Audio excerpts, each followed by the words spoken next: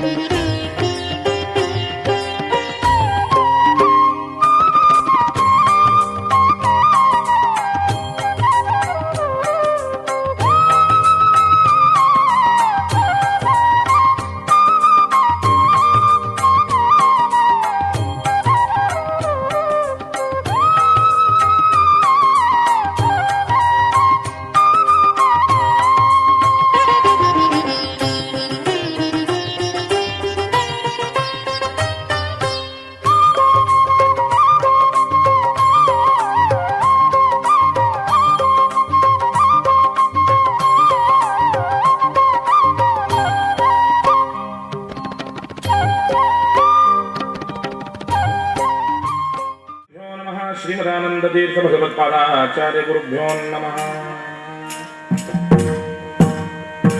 श्री वेदव्यासाय नमः, भारत्यै नमः, सरस्वत्यै नमः, वायवे नमः, ब्रह्मणे नमः।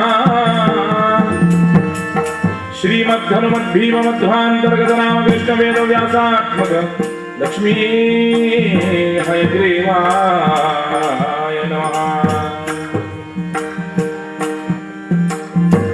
सान्द्रानंद पुरंदरादिपिशत्पुरंदैरमन्दादना आनम्रैर्मुकुटेन्द्र नीलमणिभिः सन्दर्शितेन्द्रिरम्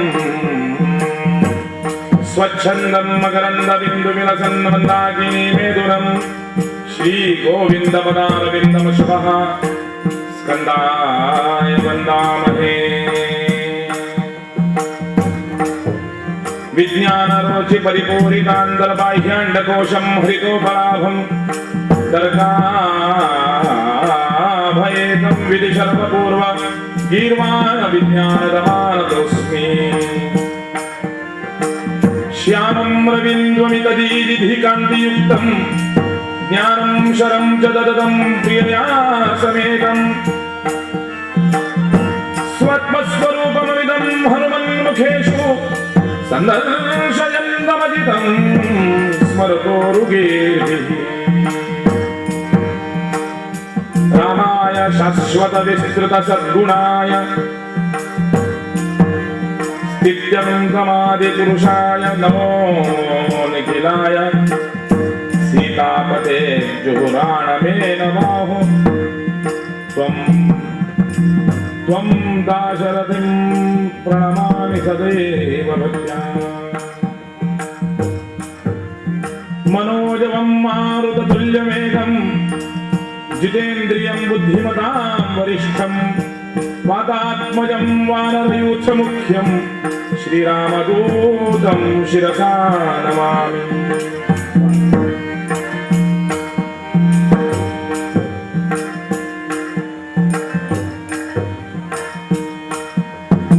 नमस्ते प्राणेश प्रणतविभवाय मणिमगाः नमः स्वामिन् राम प्रियतम हनुमन् गुरुगुण नमस्तुभ्यं भीम प्रबलतम कृष्णेष्ट भगवन् नमः श्रीमन्मध्व प्रतिशसदृशं नो जय जय। श्रीदेवोत्तम भद्रकाळिमठपीठाधीश्वरा इंदिराकान्ता श्रीजीवोत्तम भद्रकाळिमठपीठाधीश्वरा इंदिराकान्ता विठ्ठल विभोरेकान्त भक्ताये शास्त्रग्रंथि विमोचकान् बहुविधान् जग्रन्थुरुद्ग्रन्थकान् वेदान्ताम्बुधिमन्तनोदितमरुत्सिद्धान्त दीक्षाधरा आपन्नाखिल पाप पर्वत कुल व्यापादनारूपिणी व्यापारे गुरुशास्त्र कौशल भृतस्तापार्की चिंता चिदः भाल ब्रह्म लिपिञ्जयेन्यतयितुं शक्ताश्च भक्तावले श्रीमत्सुधीन्द्र यदि पादरेणुकणिकान श्रेयसे भूयसे।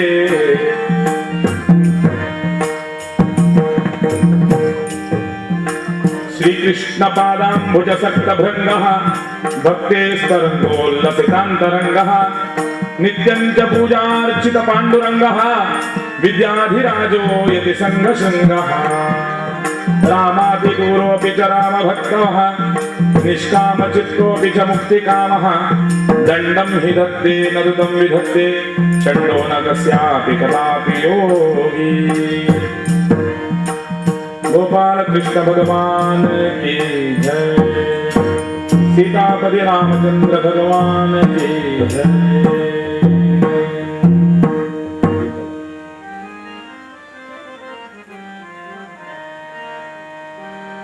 श्री गुरुभ्यो नमः। हरि ओम हरि ओम हरि ओम।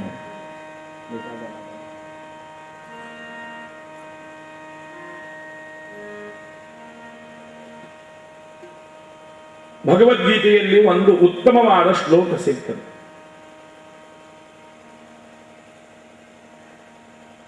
ಯೋಗಸ್ಥ ಕುರು ಕರ್ಮಾಣಿ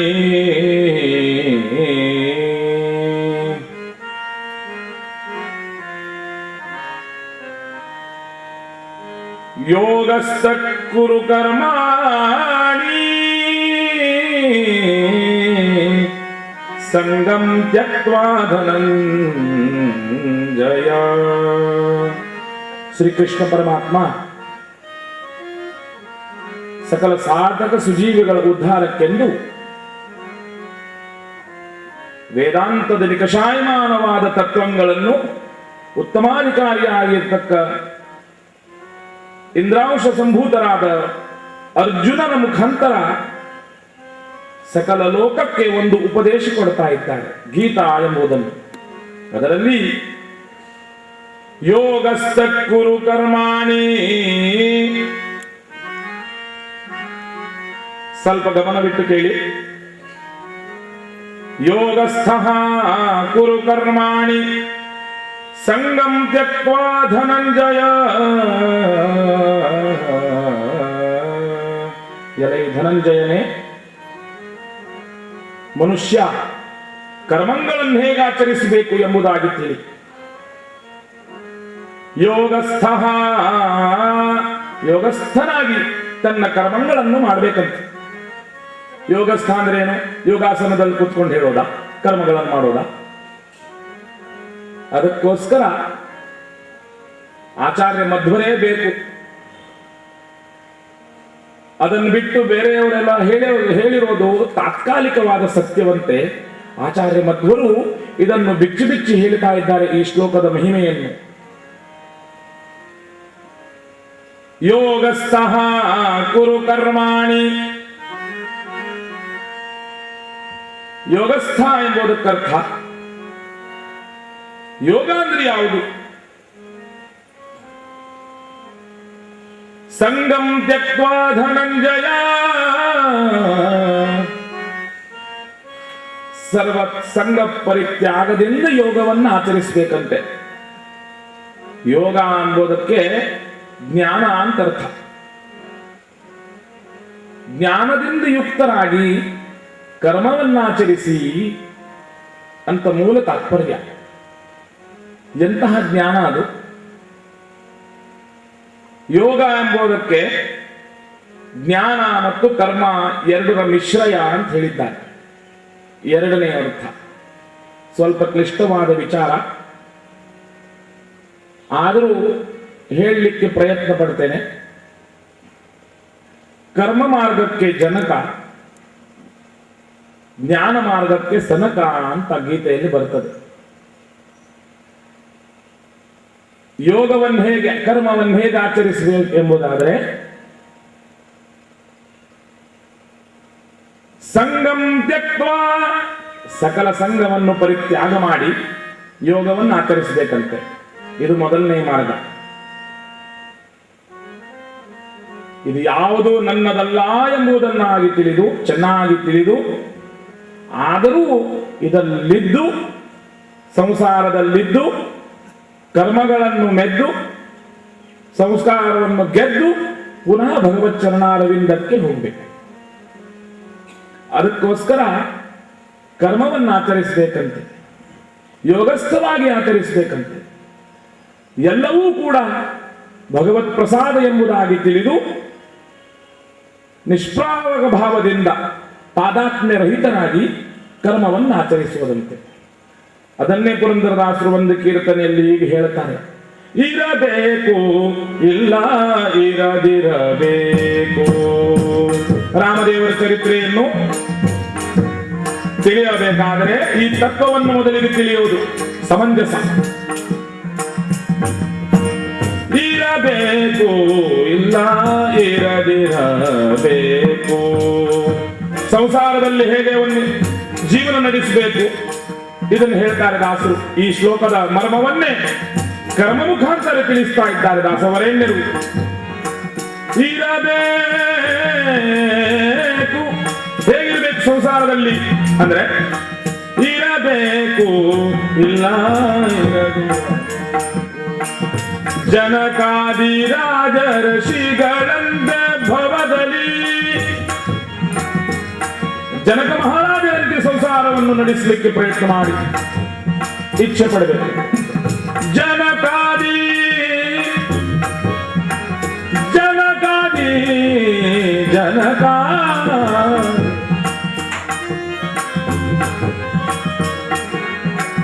ಜನಕಾದಿ ರಾಜರ್ಷಿಗಳಂತೆ ಭವದಲ್ಲಿ ಇರಬೇಕು ಇಲ್ಲ ಇರದಿರಬೇಕು.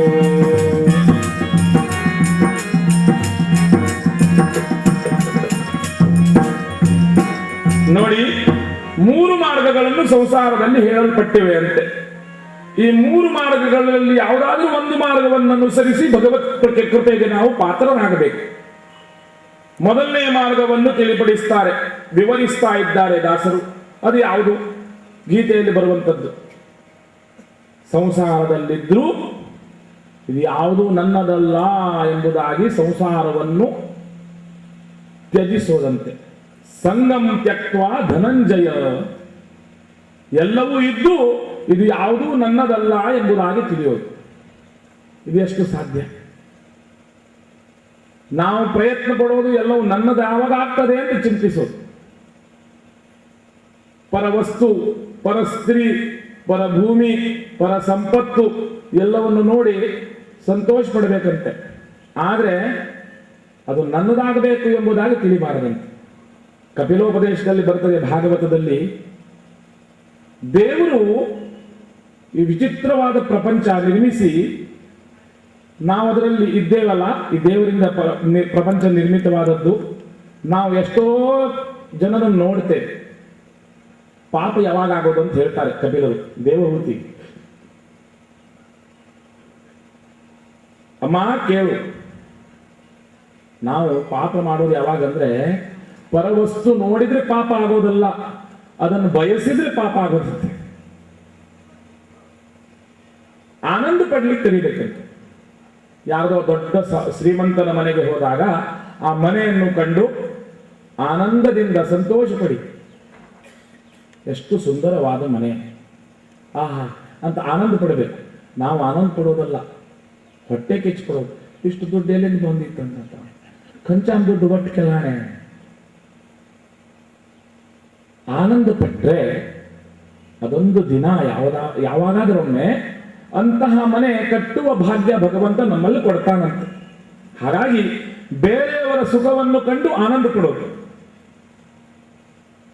ಇಂತಹ ಪರಿಸ್ಥಿತಿಯಲ್ಲಿ ನಾವಿರುವಾಗ, ಎಲ್ಲವೂ ಇದ್ದು ಯಾವ ಕೊರತೆ ಇಲ್ಲದೆ ಇದ್ದಾಗ, ಆವಾಗ ಇದು ಯಾವುದೂ ನನ್ನದಲ್ಲ ಅಂತ ಸರ್ವಸಂಗ ತ್ಯಾಗ ಮಾಡೋದಂತೆ. ಸರ್ವಸಂಗ ತ್ಯಾಗ ಅಂದ್ರೆ ಏನು? ಎಲ್ಲ ಬಿಟ್ಟು ಹೋಗೋದಂತಲ್ಲ, ಅದರಲ್ಲಿದ್ದು ಅದನ್ನು ಗೆಲ್ಲೋದು. ಎಷ್ಟೋ ಜನ ಇದ್ದಾರೆ ಸನ್ಯಾಸ ಪಡಬೇಕು ಅಂತ ಚಿಂತಿಸ್ತಾರೆ.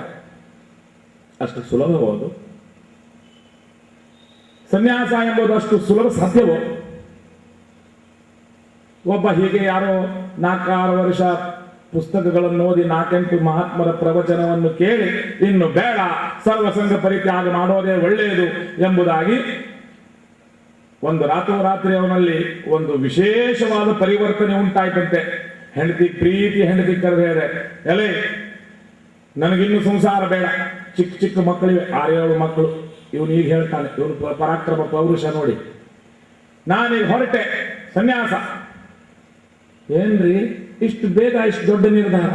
ಏನಿಲ್ಲ, ಯಾವತ್ತಿಷ್ಟಂತಿರ್ಗಾಮಸ್ಯ ತಾವತ್ತೇವ ತ್ಯಜೇದ್ವಿಜಂ ಅಂತ ಉಪನಿಷತ್ತುಗಳು ಹೇಳ್ತಾವೆ. ಯಾವಾಗ ವೈರಾಗ್ಯ ಬರ್ತದೋ ಆವಾಗ ಎಲ್ಲ ಬಿಟ್ಟು ಬಿಡ್ಬೇಕು, ಕಡೆಗಂತ ಮತ್ತೆ ಚಿಂತಿಸಬಾರ್ದು, ನಿರೀಕ್ಷಿಸಬಾರ್ದಂತೆ. ಹಾಗಾಗಿ ಬಿಟ್ಟು ಹೋಗುವಾಗ ಸನ್ಯಾಸದ ನಿಯಮ ಏನು? ಎಲ್ಲ ಬಿಟ್ಟು ಹೋಗ್ಬೇಕು, ಏನೂ ಇಟ್ಕೋಬಾರ್ದು. ಎಲ್ಲ ಕೊಟ್ಟಂತೆ ಹೆಂಡತಿಗೆ, ಇದು ತಗೋ ಚಾವಿ, ಚೆನ್ನಾಗಿರು, ಜಾಗ್ರತೆಯಿಂದಿರು. ನೋಡಿ ಸನ್ಯಾಸ ಮಾಡೋಂಗೆ ಇದು ಬ್ಯಾಂಕಿಂದೆಲ್ಲ, ಇದೆಲ್ಲ FD, ಇದು ಜಾಗ ನೋಡು, ಜಾಗ್ರತೆ, ಹುಷಾರಿರು. ಅವರೆಲ್ಲ ಕಣ್ಣು ಹಾಕಿದ್ದಾರೆ ಈ ಜಾಗದ ಮೇಲೆ, ಎಲ್ಲ ತಿಳಿಸಿ ಹೊರಟ. ಹೋಗುವಾಗ ಸನ್ಯಾಸ ಏನು ಒಯ್ದ? 2 ಕೌಪಿನ ಲಂಗೋಟಿ ಒಯ್ದಂತೆ. ಹೋಗಿ ಅರಣ್ಯದಲ್ಲಿ ವಾಸ ಮಾಡಿದ. ಆರಣ್ಯಕ ಅಂತಿದೆ ಉಪನಿಷತ್ತು, ಆರಣ್ಯಕಗಳು ಅಂತ ಬರ್ತಾವೆ. ಅರಣ್ಯದಲ್ಲಿರೋದಂತೂ ಅದನ್ನು ಅಧ್ಯಯನ ಮಾಡುವಂತೆ. ಅಧ್ಯಯನ ಮಾಡ್ತಾ ಇದ್ದಾನೆ. 2 ದಿನ ಆಯ್ತು. 2 ಕೌಪಿನ ಮಾತ್ರ ಇತ್ತು. ಸನ್ಯಾಸಿ ಹತ್ರ ಏನು ಇರಬಾರ್ದು. ಆಗ ಏನು ಮಾಡ್ತಿದ್ನಂದ್ರೆ, 1 ಕೌಪಿನ ನೀರಲ್ಲಿ ನೆನೆಸಿ ಅದನ್ನು ಆ ಮರಕ್ಕೆ ಹಾಕ್ತಿದ್ನಂತೆ ಒಣಗಿಸ್ಲಿಕ್ಕೆ. ಇನ್ನೊಂದು ಉಟ್ಕೊಳ್ತಿದ್ದ. ಅದೇನಾಯ್ತಂದ್ರೆ, ಎಲ್ಲಿಂದೋ ಒಂದು ವಿಶಿಷ್ಟವಾಗಿ ನೋಡಿ, ಭಗವತ್ ಚಿಂತನೆನೇ ಬೇರೆ ಇರ್ತದೆ. ಇಲಿ ಬಂದು ಆ ಕೌಪಿನ ಕಡಿತಂತೆ. ಇವನ್ ಪಾಪ ಗೊತ್ತಾಗಲಿಲ್ಲ. ಮರಣ ದಿನ ನೋಡುವಾಗ ಕೌಪಿನ ಇರೋದೇ ಸಣ್ಣದು, ಅದರಲ್ಲಿ ಇಷ್ಟು ದೊಡ್ಡ ರಂಧ್ರ, ಏನೋ ಇರ್ಲಿ ಹೀಗೋ ಹಾಗೋ ಅದನ್ನು ಉಟ್ಕೊಂಡ. ಇನ್ನೊಂದು ಕೌಪಿನ ಅದನ್ನು ಮತ್ತೆ ಹಾಕಿದ ಒಣಗಿಸ್ಲಿಕ್ಕೆ. ಮತ್ತೆ ಇಲಿ ಬಂದು ಕಚ್ಚಿತಂತೆ. ಸಿಟ್ಟು ಬಂತೀತನಿಗೆ. ಈ ಹೇಗಾದ್ರೂ ಇಲಿಗೆ ಒಂದು ಪಾಠ ಕಲಿಸಬೇಕು ಅಂತ ಇಲಿಗೆ ಪಾಠ ಕಲಿಸೋದು ಹೇಗೆ? ಒಂದು ಬೆಕ್ಕು ತಂದು ಸಾಕಿದ್ನಂತೆ. ಬೆಕ್ಕಿದ್ರೆ ಇಲಿ ಬರೋದಿಲ್ಲ ಅಂತ. ಆ ಬೆಕ್ಕು ಸಾಕಿದ್ರೆ ಬೆಕ್ಕಿಗೆ ಹಾಲು ಬೇಕು. ಆ ಬೆಕ್ಕಿಗೆ ಹಾಲು ಬೇಕಂತ ಹೇಳಿ ಒಂದು ಆಕಳ ಹಸು ತಂದು, ದನ ತಂದು ಸಾಕಿದ್ದಂತೆ. ನೋಡಿ, ಇಲಿ ಸಲುವಾಗಿ ಬೆಕ್ಕು, ಬೆಕ್ಕಿನ ಸಲುವಾಗಿ ದನ, ಹಸು. ಆ ಹಾಲು ಕರೆಯೋದು ಯಾರು? ಹೆಂಡತಿಗೆ ಹೇಳಿ ಕಳಿಸಿದ್ನಂತೆ, ಎಲೆ ದಿವಸ ಬಾ, ನಿತ್ಯ ಬಂದು ಹಾಲು ಕರೆದು ನೀನು ಹೋಗು ಅಂತ. ಅವಳು ಪಾಪ ಪತಿರಾಜ್ಞಾ ಪತಿವ್ರತ ಶಿರೋಮಣಿ, ಆಯ್ತು ಗಂಡ ಹೇಳಿದ ಮೇಲೆ ಬಿಡ್ಲಿಕ್ಕೆ ಆಗ್ತದ ಅಂತ ಪಾಪ ಮನೆ ಕೆಲಸ ಎಲ್ಲ ಅವಸರದಲ್ಲಿ ಮಾಡಿ ಧಾವಿಸಿ ಓಡಬರ್ತಿದ್ಲಂತೆ. ಬರುವಾಗ ಸುಮ್ಮನೆ ಒಬ್ಬಳೇ ಬರ್ತಿಲ್ಲ, 5-6 ಹಲವು ಮಕ್ಕಳು ಅಮ್ಮ ಅಮ್ಮ ಅಮ್ಮ ಅಂತ ಸೆರಗಿ ಹಿಡಿದು ಹಿಂದಿಂದಕ್ಕೆ ಬರ್ತಾ ಇವೆ ಅಂತೆ. ಇದನ್ನು 2 ದಿನ ನೋಡಿದ. ಅವನಿಗೆ ಕನಿಕರ ಆಯ್ತು. ಇನ್ನು ಮುಂದೆ ಬರೋದು ಬೇಡೇ, ನೀನು ನಾನೇ ಬಂದ್ಬಿಡ್ತೇನೆ, ಸಾಯಿ ಪಾಡ್ ಕೊಡುವ ಸನ್ಯಾಸವನ್ನು ಸುಣೆ ಇಲ್ಲ. ಕೌಪೀನಸ್ಯ ಕೃತೆ ನ್ಯಾಸಂ, ಸುಭಾಷಿತಕಾರರು ಬರೀತಾರೆ. ಕೌಪೀನಸ್ಯ ಕೃತೆ ನ್ಯಾಸಂ ನ್ಯಾಸ ಸನ್ಯಾಸ ಉಚ್ಯತೆ ಅಂತ ಕೇಳ್ತಾರೆ. ಒಂದು ಕೌಪೀನದಿಂದ ಇವನು ಸನ್ಯಾಸ ಹಾಳಾಗಬೇಕಾದ್ರೆ ಇವನು ಸನ್ಯಾಸ ಏನು ಎಷ್ಟು ದೃಢ. ಅದಕ್ಕೋಸ್ಕರ ಸನ್ಯಾಸ ಅಂದ್ರೆ ಇಲ್ಲಿಗೆ ಅಲ್ಲಿಗೆ ಮತ್ತೆಲ್ಲಿಗೆ ಹೋಗಬೇಕಾಗಿಲ್ಲ, ನಮ್ಮಲ್ಲೇ ಇದೆ ಅದು. ರಾಮದೇವರನ್ನು ನೋಡಿ, ತ್ಯಕ್ವಾ ಸುದುಸ್ತ್ಯಜ ಸುರೇಪ್ಸಿತ ರಾಜಲಕ್ಷ್ಮೀ. ರಾಮದೇವರ ಬಗ್ಗೆ ಹೊಗಳುವಾಗ ವಾಲ್ಮೀಕರು ಒಂದು ಮಾತು ಹೇಳ್ತಾರೆ, ಇಂದ್ರ ಚಂದ್ರಾದಿ ದೇವತೆಗಳು ಕೂಡ ಅಪೇಕ್ಷೆ ಪಟ್ಟಂತ ಸಾಕೇತ ಧಾಮ ಅದು, ಸ್ವರ್ಗಕ್ಕೆ ಯಾವ ಸಾಟಿ ಅಲ್ಲ. ಅಂತಹ ರಾಮ ಅವನು ಹೇಗೆ ಸ್ಥಿತಪ್ರಜ್ಞನಿದ್ನಂದ್ರೆ, ದಶರಥ ಮಹಾರಾಜರು ಹೇಳಿದ್ರು, ಮಗ ನಿನಗೆ ಪಟ್ಟ ಕಟ್ತೇನೆ ಅಂತ. ಆಗ ಅವನ ಮುಖಾರದಿಂದ ಹೇಗಿತ್ತೋ, ಮಗ ಈಗ ನೀನು 14 ವರ್ಷಗಳ ಕಠಿಣವಾದ ತಾಪಸೀ ವೃತ್ತಿಯಿಂದ ವನವಾಸವನ್ನಾಚರಿಸಬೇಕು ಎಂಬುದಾಗಿ ಹೇಳಿದಾಗ ಆಗಲೂ ಕೂಡ ಅವನ ಮುಖ ಹಾಗೆಯೇ ಇತ್ತಂತೆ. ಇದಕ್ಕೆ ಸನ್ಯಾಸ ಅಂತ. ಶೀತೋಷ್ಣ ಸಮದುಃಖತ, ನಿಂದಾಸ್ತುತಿ ಇಲ್ಲ, ಸುಖ ದುಃಖಕ್ಕೆ ಯಾವ ಚಿಂತಿಸದೆ ಕೇವಲ ಯೋಗಸ್ಥ ಅಂದ್ರೆ ಜ್ಞಾನಯುಕ್ತವಾದ ಕರ್ಮಗಳನ್ನು ಮಾಡ್ತಿದ್ದ. ಅದಕ್ಕಾಗಿ ಸರ್ವಸಂಗ ಪರಿತ್ಯಾಗ ಅಂದ್ರೆ ನಮ್ಮಲ್ಲಿ ಆ ಗುಣ ಬೆಳೆಸೋದು ಸಾಕು ಅಂತ ಅನಿಸ್ಬೇಕು. ವೈರಾಗ್ಯ ಉಂಟಾಗಬೇಕು, ಮನದಲ್ಲಿ ಆ ದೃಢತೆ ಉಂಟಾಗಬೇಕು, ದುಷ್ಟ ಜನರ ಸಂಘವನ್ನು ಬಿಡಬೇಕು, ಸದಾ ಸಜ್ಜನರ ಸನ್ನಿಕರ್ಷವನ್ನು ಅಪೇಕ್ಷಿಸಬೇಕು, ಸದಾ ಪರಮಾತ್ಮನಲ್ಲಿ ಆ ಮಹಿಮಾತಿಶಯ ಗುಣಗಳನ್ನು ಚಿಂತಿಸುತ್ತಾ ಅವನಲ್ಲೇ ಪ್ರೀತಿಯಾಗಿ ನಮ್ಮ ಕರ್ಮಗಳನ್ನೆಲ್ಲ ಭಗವತ್ ಪಾದಾರವಿಂದಗಳಲ್ಲಿ ಅರ್ಪಿಸಬೇಕು. ಕೇವಲ ಕರ್ಮ ಅರ್ಪಿಸಿದ್ರೆ ಆಗೋದಿಲ್ಲ, ಆ ಕರ್ಮದಿಂದುಂಟಾದ ಫಲ ಪುಣ್ಯ ಯಾವುದಿದೆ ಅದು ಕೃಷ್ಣನಿಗೆ ಅರ್ಪಿಸಿದ್ರೆ ಅದು ಸನ್ಯಾಸವಾಗ್ತದಂತೆ. ನೋಡಿ, ನಾಣ್ಯಪಂಥ ವಿದ್ಯತೆ ಅನ್ಯಾಯ ಕಶ್ಚನ ಉಪನಿಷತ್ತುಗಳ ಇದನ್ನು ಬಿಟ್ರೆ ಬೇರೆ ಮಾರ್ಗವೇ ಇಲ್ಲ. ಇದು ಮೊದಲನೇ ಮಾರ್ಗ. ಅದಕ್ಕೆ ದಾಸರು ಒಂದು ಸುಂದರವಾದ ದೃಷ್ಟಾಂತ ಹೇಳ್ತಾರೆ. ಮಿಥಿಲಾ ಪಟ್ಟಣ ದಹಿಸಿತೆಂಬುದ ಕೇಳಿ,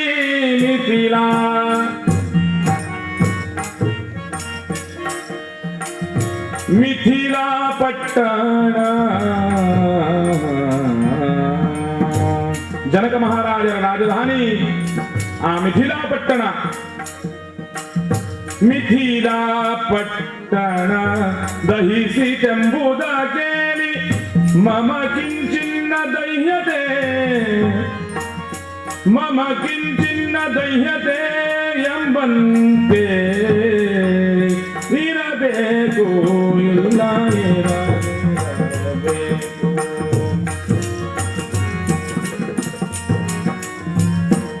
ಉಪನಿಷತ್ತುಗಳಲ್ಲಿ ಒಂದು ಕಥೆ ಬರ್ತದೆ ನೋಡಿ. ಜನಕ ಮಹಾರಾಜರು ಕರ್ಮಮಿಶ್ರಿತ ಜ್ಞಾನದಿಂದ ಯುಕ್ತವಾದ ಯೋಗಗಳನ್ನು ಮಾಡುತ್ತಾ ತಮ್ಮ ಜೀವನವನ್ನು ನಡೆಸುವಂತ ಮಹಾನುಭಾವರು. ನಿತ್ಯ ಉಪನಿಷತ್ತಿನಲ್ಲಿ ಒಂದು ಕಥೆ ಬರ್ತದೆ. ಅವರ ಗುರುಗಳಾದ ಯಾಜ್ಞವಲ್ಕ್ಯ ಮಹರ್ಷಿ ಅವರಿಗೆ ಪಾಠ ಹೇಳುವರಂತೆ. ನಿತ್ಯ ಸಾಯಂಕಾಲ ಸಭೆಯಲ್ಲಿ ಪಾಠ ಹೇಳಲಿಕ್ಕೆ ಬರ್ತಿದ್ರು. ಯಾಜ್ಞವಲ್ಕ್ಯ ಋಷಿಗಳು ಆ ದಿನವೇ ಬಂದರು. ಆಗ ಎಲ್ಲ ಜನ ಸೇರಿದ್ದಾರಂತೆ. ಯಾಕೆ? ಪಾಠ ಕೇಳಲಿಕ್ಕೆ. ಪಾಠ ಕೇಳಲಿಕ್ಕಲ್ಲ, ಜನಕ ಮಹಾರಾಜರು ಪಾಠ ಕೇಳ್ತಾ ಇದ್ದಾರೆ, ಅದಕ್ಕೆ ನಾವು ಕೇಳಬೇಕು. ಕೇಳಬೇಕಂತಲ್ಲ, ಜನಕರು ಕೇಳ್ತಾ ಇದ್ದಾರೆ, ನಾವು ಕೇಳೋದೆ ಬಿಡೋದೆ ಸುಮ್ಮನೆ ಅಂತ ನಾವು ಕೇಳೋದು. ನಮ್ಮಲ್ಲಿ ಸಮೂಹ ಪ್ರಜ್ಞೆ ಅಂತಿದೆ ನೋಡಿ. ಯಾವುದೋ ಒಂದು ಶಹರದಲ್ಲಿ ಗೊಂದಲ ಉಂಟಾದ್ರೆ ಜನ ಓಡ್ತಾರೆ, ನಾವು ಓಡ್ತೇವೆ. ಯಾಕೆ ಓಡ್ತೀರಿ ಅಂತ ಯಾರಿಗಾದ್ರೆ ಕೇಳಿ, ಅವನು ಓಡ್ತಾ ಇದ್ದಾನೆ ನಾನು ಓಡ್ತೇನೆ ಅಂತ. ಕಲ್ಲು ತೂರಾಡಿದ್ರೆ ಒಬ್ಬವ ತೂರಾಡಿದ್ರೆ ಎಲ್ಲರೂ ತೂರ್ತಾರೆ. ಯಾಕೆ? ಅವನು ತೂರಿದ್ರೆ ನಾನು ಯಾಕೆ ತೂರಬಾರದು? ತಾನು ಲೀನ ಮನಸ್ಸಿನಿಂದ ಕೇಳಿದ್ರಂದ್ರೆ ಅವರಿಗೆ ಬಾಹ್ಯದ ಪ್ರಜ್ಞೆಯೇ ಇಲ್ಲ. ಪಾಠಸ್ಥರಾಗಿ ತಟಸ್ಥರಾಗಿ ಆ ತುರೀಯವಾದಂತಹ ಬ್ರಹ್ಮಸೂತ್ರಾದಿಗಳನ್ನು ಚಿಂತಿಸುವಂತಹ ವೇದಾರ್ಥ ನಿರ್ಣಾಯಕವನ್ನು ಚಿಂತಿಸುವಂತಹ ಕಾಲ. ಆಗ ಆ ಸಭೆಯಲ್ಲಿ ಯಾರೊಬ್ಬ ಬೊಬ್ಬಿಟ್ಟ, ಜನಕ ನಿನ್ನ ನರಮನೆಗೆ ಬೆಂಕಿ ತಗಲಿದೆ ಅಂತ. ಬೆಂಕಿ ಅಂತ ಕೇಳತ್ ನೋಡಿ. ಎಲ್ಲಿ ಬೆಂಕಿ, ಯಾವಾಗ ಬೆಂಕಿ ಏನು ಗೊತ್ತಿಲ್ಲ. ಎಲ್ಲರೂ ಎದ್ದು ಓಡಿದ್ರು, ಇಲ್ಲಿಂದಲ್ಲಿ ಅಲ್ಲಿಂದ. ಜನಕರು ಮಾತ್ರ ತಟಸ್ಥ. ಯಾಜ್ಞವಲ್ಕ ಋಷಿಗಳಿಗೆ ಹೇಳಿದ್ರಂತೆ, ಗುರುಗಳೇ ನೀವು ಯಾಕೆ ಪಾಠ ನಿಲ್ಲಿಸ್ತೀರ? ನಾನು ಈ ಅರಮನೆ ಅಲ್ಲ, ನಂದೇನು ಸುಟ್ಟೋಯ್ತು? ಮಮ ಕಿಂಚಿನ್ನ ದೈಹತೆ, ನಂದೇನು ಸುಟ್ಟೋಯ್ತು? ನೀವು ಪಾಠ ಮುಂದುವರಿಸಿ. ಜನಕರು ಪಾಠ ಕೇಳ್ತಾ ಇರುವಾಗ, ಯಾಜ್ಞವಲ್ಕರು ಪಾಠವನ್ನು ಮುಂದುವರಿಸುವಾಗ ಇನ್ನು ಸ್ವಲ್ಪ ಹೊತ್ತಿನಲ್ಲಿ ಇನ್ನೊಬ್ರು ಬಂದು ಹೇಳಿದ್ರು, ಜನಕ ನೀನು ಆಸೀನವಾದ ಸಿಂಹಾಸನಕ್ಕೆ ಬೆಂಕಿ ತಗಲ್ತಾ ಇದೆ. ಯಾಜ್ಞವಲ್ಕ್ಯರನ್ನು ನೋಡಿದ್ರಂತೆ ಜನಕರು ಹೇಳಿದರು, ನಾನು ಈ ಸಿಂಹಾಸನ ಅಲ್ಲ. ಇನ್ನೊಬ್ಬ ಬಂದು ಹೇಳಿದ, ಜನಕ ನೀನು ಉಟ್ಟಂತ ಉಡುಪಿ ವಸ್ತ್ರಕ್ಕೆ ಬೆಂಕಿ ತಗಲ್ತಾ ಇದೆ. ಮಮ ಕಿಂಚಿನ್ನ ದೈಹತೆ, ನಂದೇನು ಸುಟ್ಟೋಯ್ತು? ಒಂದು ಪಕ್ಷಕ್ಕೆ ಜನಕರಾಜರಿಗೆ ಬೆಂಕಿ ತಗಲಿದ್ರು ಕೂಡ ನಂದೇನು ಸುಟ್ಟೋಯ್ತು ಅಂತ ಹೇಳ್ತಿದ್ರು ಏನೋ. ಇದಕ್ಕೆ ತಟಸ್ಥತೆ ಅಂತ, ಸರ್ವಗಂಗ ಪರಿತ್ಯಾಗ ಅಂತ. ಯಾವ ವಿಷಯದಲ್ಲೂ ಮೋಹಕ್ಕೆ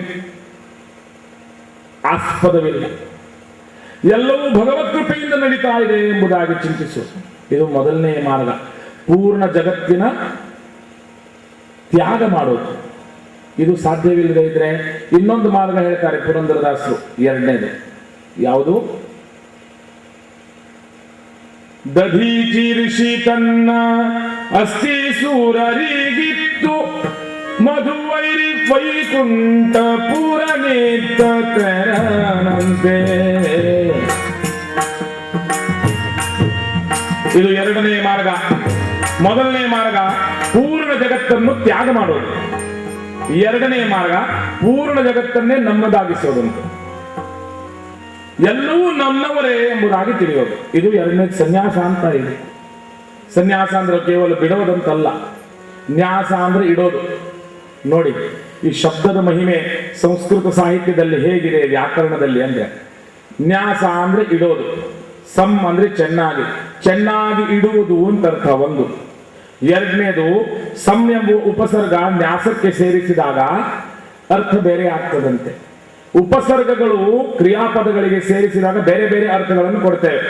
ಉದಾಹರಣೆಗೆ ಹೇಳ್ತೇನೆ, ಹಾರ ಎಂಬುವಂತ ಕ್ರಿಯಾಪದ, ಅದಕ್ಕೆ ಪ್ರ ಹಚ್ಚಿದ್ರೆ ಪ್ರಹಾರ ಆಯ್ತು, ಅದಕ್ಕೆ ಆ ಹಚ್ಚಿದ್ರೆ ಆಹಾರ ಅಂತ ಆಯ್ತು, ಅದಕ್ಕೆ ವಿ ಎಂಬುವ ಉಪಸರ್ಗ ಹಚ್ಚಿದ್ರೆ ವಿಹಾರ ಅಂತ ಆಯ್ತು, ಅದಕ್ಕೆ ಸಂ ಎಂಬುವ ಉಪಸರ್ಗ ಹಚ್ಚಿದ್ರೆ ಸಂಹಾರ ಅಂತ ಆಯ್ತು, ಅದಕ್ಕೆ ಪರಿ ಎಂಬುವ ಉಪಸರ್ಗ ಹಚ್ಚಿದ್ರೆ ಪರಿಹಾರ ಅಂತ ಆಯ್ತು.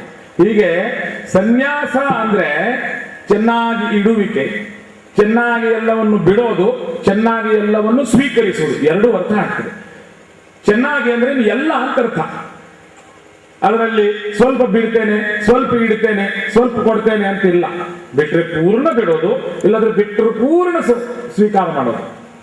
ನೋಡಿ ಈ ವೃತ ಅಂತ ಶಬ್ದ ಇದೆ, ಸಂಸ್ಕೃತದ ವೈರುಧ್ಯ ನೋಡಿ. ಇದಕ್ಕೆ ದೇವಭಾಷಾ ಅಂತ ಹೇಳೋದು.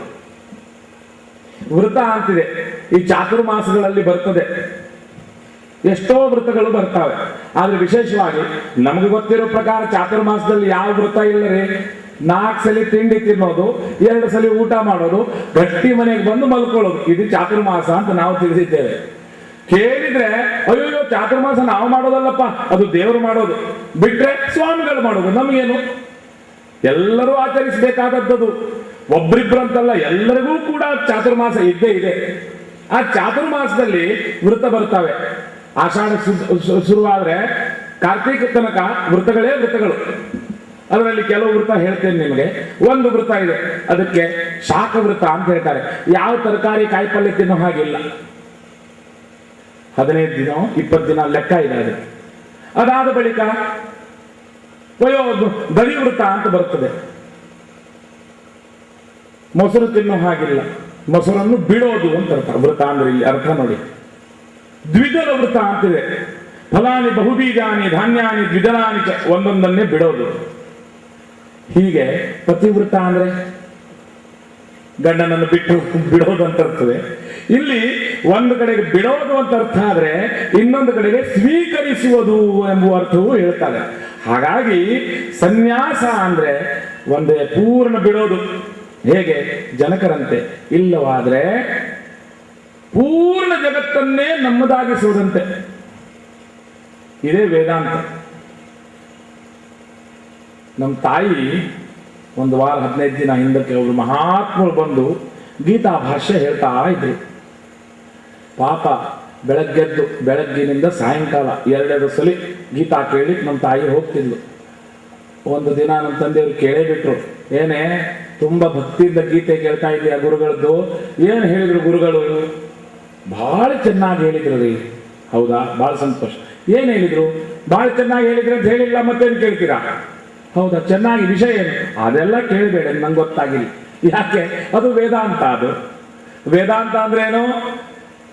ನನಗೆ ಗೊತ್ತಿಲ್ಲದೆ ಇದ್ದ ವಿಷಯವನ್ನು ನಿಮಗೆ ತಿಳಿಯದ ಹಾಗೆ ಹೇಳುವುದೇ ವೇದಾಂತ. ಅಂದ್ರೆ ಅದರ ಅರ್ಥ ನಮಗೂ ಗೊತ್ತಿಲ್ಲ. ನಮ್ಮಲ್ಲಿ ಕೆಲವೊಮ್ಮೆ ಇದೆ, ಬಹಳ ಮಾತಾಡಿದ್ರೆ ಭಯಂಕರ ವೇದಾಂತ ಮಾತಾಡ್ತಾನೆ ಅಂತ. ಈ ಸೌತ್ ಕೇಂದ್ರದಲ್ಲಿ ಒಂದು ಹೊಸ ಶಬ್ದ ಕೇಳಿದ್ದೇನೆ ನಾನು. ಸ್ವಲ್ಪ 10% ಮಾತಾಡಿದ್ರೆ ಅವನ್ ಬಿಡ್ರಿ ಇಂಗ್ಲಿಷ್ ಭಾಳ ಮಾತಾಡ್ತಾನೆ, ಅವ್ನು ಮಾತಾಡೋದೇ ಇಂಗ್ಲಿಷ್ ಅಂತ. ಅಂದ್ರೆ ಇಲ್ಲಿ ವ್ಯಂಗ್ಯವಾಗಿ ಹೇಳೋದು. ವೇದಾಂತ ಅಂದ್ರೆ ಇದು. ಸುಲಭವಾಗಿ ಆಚಾರ್ಯ ಮಧ್ವರು ಬರೆದಿಟ್ಟಿದ್ದಾರೆ. ಅಂತೆ ಸಿದ್ಧಸ್ತು ಸಿದ್ಧಾಂತ. ಇದರಲ್ಲಿ ಗೊಂದಲ ಮಾಡಬೇಕಾಗಿಲ್ಲ. ಎಷ್ಟೆಷ್ಟೋ ಸಿದ್ಧಾಂತಗಳು ಹುಟ್ಟುಕೊಂಡಿವೆ.